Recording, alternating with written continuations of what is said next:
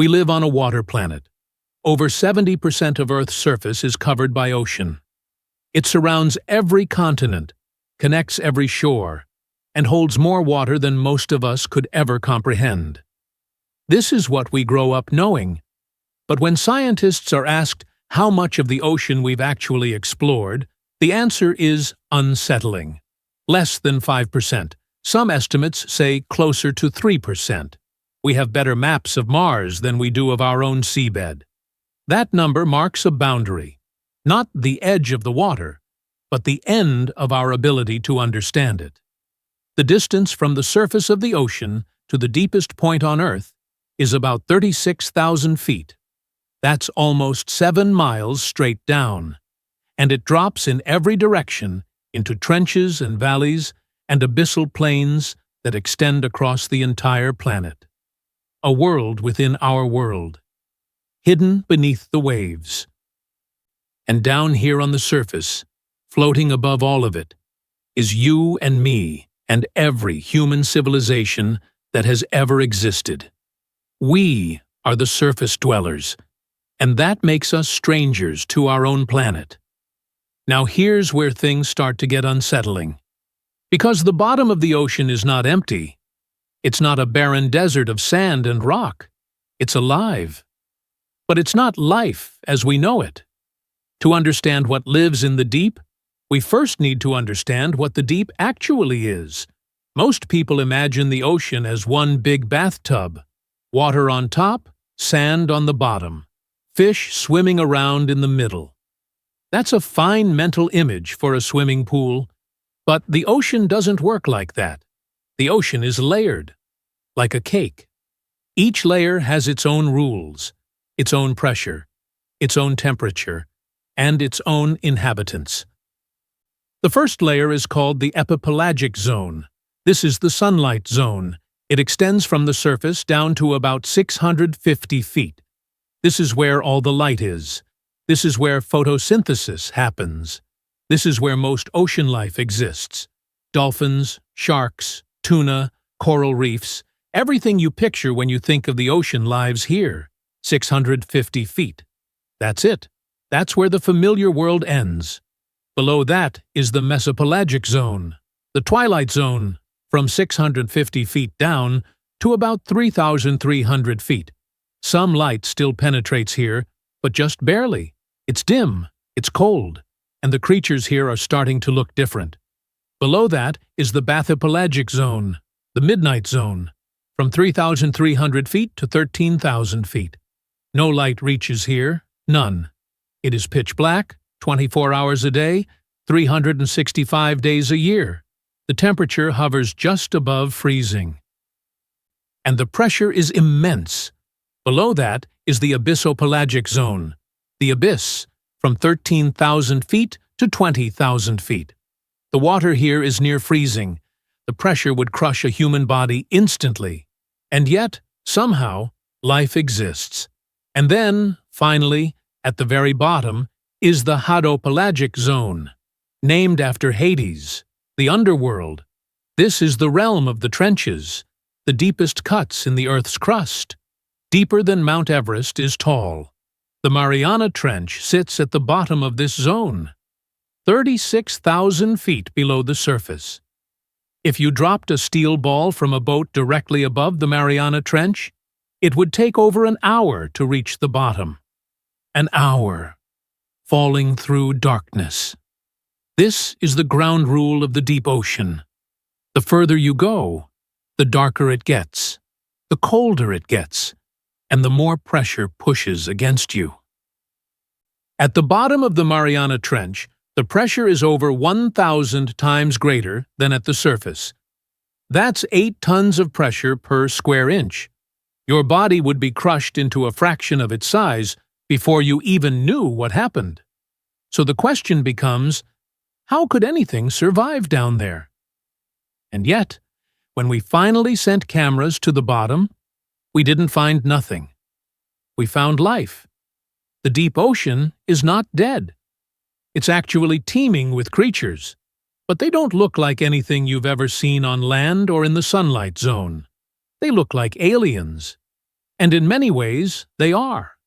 You have to imagine life in the deep ocean as a completely separate evolutionary experiment. These creatures have been isolated from sunlight for millions of years. They've adapted to pressure that would kill any surface animal. They've learned to survive on almost nothing, and they've developed abilities that seem impossible. In the midnight zone and below, there is no light, but when scientists sent cameras down, they saw flashes, glows, pulses of blue and green light moving through the water. The animals were making their own light. Over 90% of deep-sea creatures are bioluminescent. They produce light through chemical reactions inside their bodies. Some use it to attract prey. Some use it to communicate. Some use it to blind predators. The anglerfish is probably the most famous example. It dangles a glowing lure from its forehead to attract smaller fish. When they get close enough, it strikes. But the anglerfish is just the beginning. There's a creature called the vampire squid. Despite the name, it doesn't drink blood. It feeds on marine snow, the dead organic matter that drifts down from above.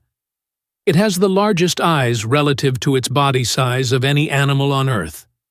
And when threatened, it turns itself inside out, revealing rows of fleshy spines. There's the barrel-eye fish. Its head is completely transparent. You can see right through its skull to the green orbs floating inside. Those are its eyes, and they can rotate to look straight up through its own head. There's the gulper eel. Its mouth is so large it can swallow prey bigger than its own body. It unhinges its jaw like a snake and expands its stomach to digest meals it has no business eating. These are not creatures from science fiction. They exist, right now, miles beneath the surface, in the dark. And we've only discovered a fraction of them. Every time we send a submersible to the deep, we find something new. Species that have never been documented, behaviors that have never been observed, ecosystems that have never been studied. The deep ocean is not a wasteland. It's a frontier.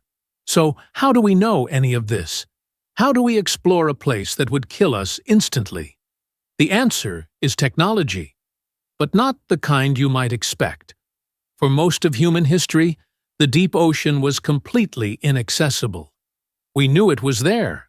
We could measure how deep the water was by dropping weighted ropes, but we couldn't go down. We couldn't see what was there. The first major breakthrough came in 1960. Two men, Jacques Piccard and Don Walsh, climbed inside a vessel called the Trieste. It was essentially a metal sphere attached to a giant tank of gasoline.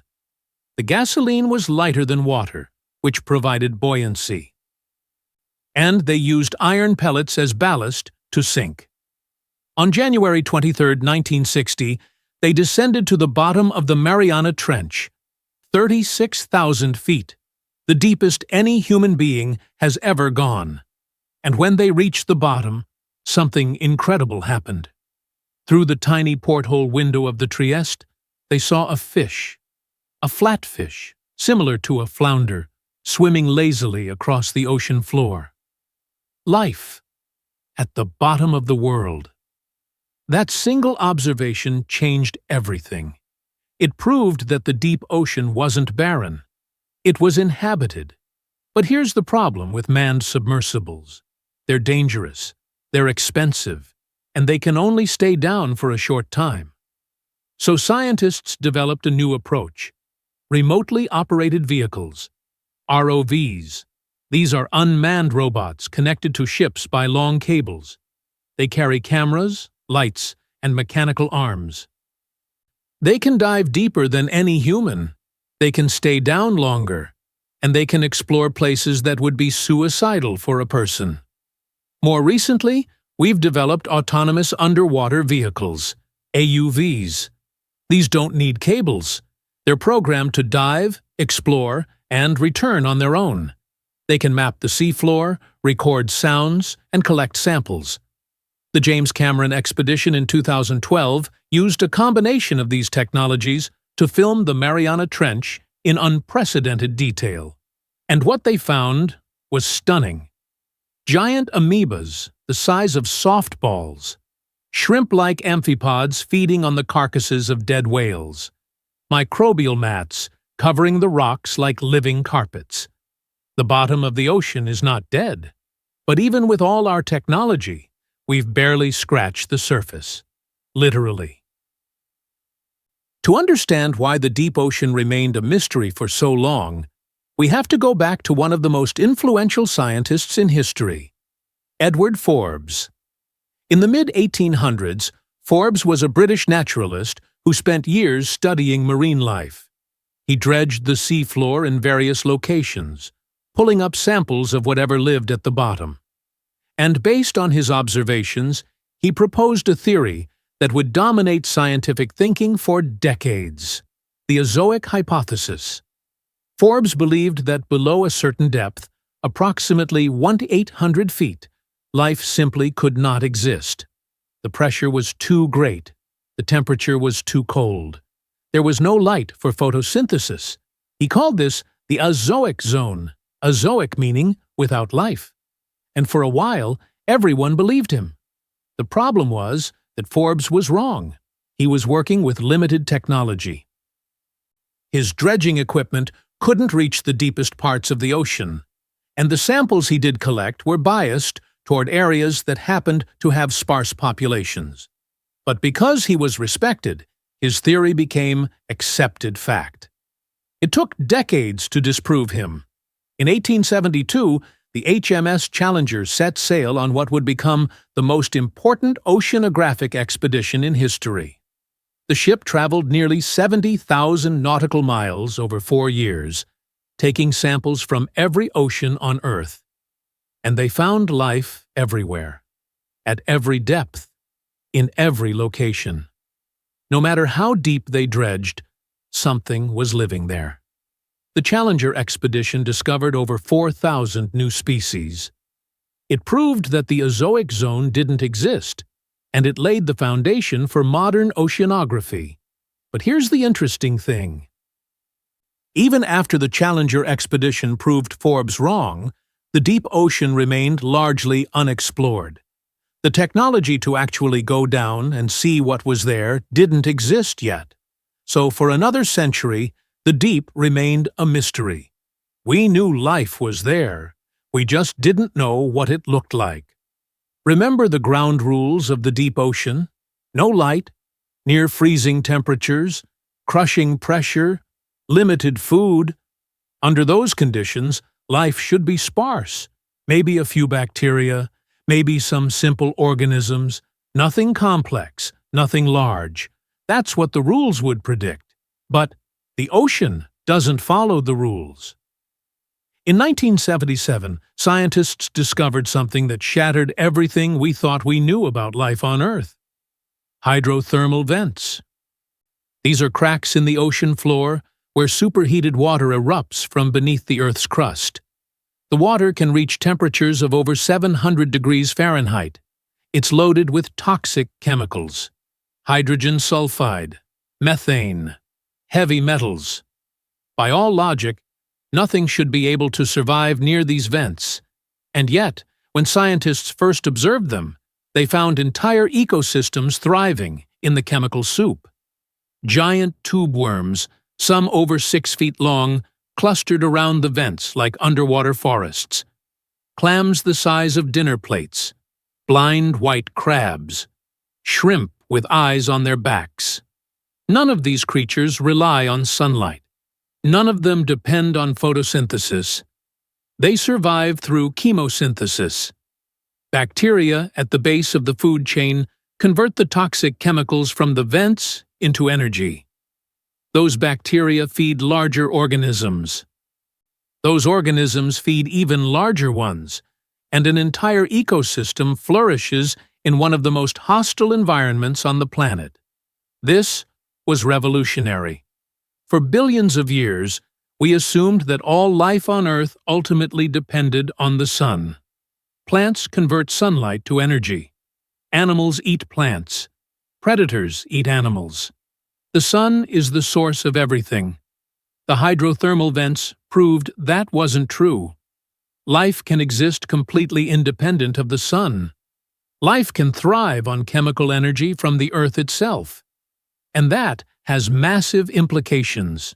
If life can exist without sunlight on Earth, then maybe it can exist without sunlight elsewhere. Maybe on moons like Europa, with its subsurface ocean.